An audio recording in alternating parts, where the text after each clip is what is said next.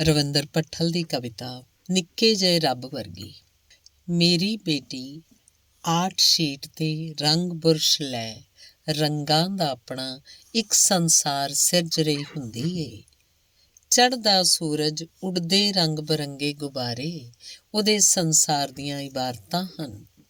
ਜ਼ਿੰਦਗੀ ਵਿੱਚ ਵੀ ਰੰਗਾਂ ਨੂੰ ਮੇਚਣ, ਪਰਖਣ ਤੇ ਅਰਥਣ ਦੇ ਆਰੇ ਲੱਗੀ ਰਹਿੰਦੀ ਏ।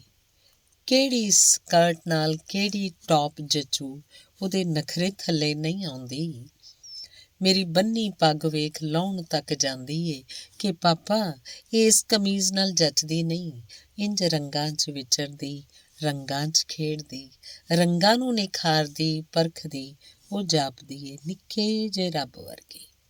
ਇੰਝ ਰੰਗਾਂ 'ਚ ਵਿਚਰਦੀ, ਰੰਗਾਂ 'ਚ ਖੇਡਦੀ, ਰੰਗਾਂ ਨੂੰ ਨਿਖਾਰਦੀ ਪਰਖਦੀ ਉਹ ਜਾਪਦੀ ਹੈ ਨਿੱਕੇ ਜਿਹੇ ਰੱਬ ਵਰਗੀ। ਧੰਨਵਾਦ।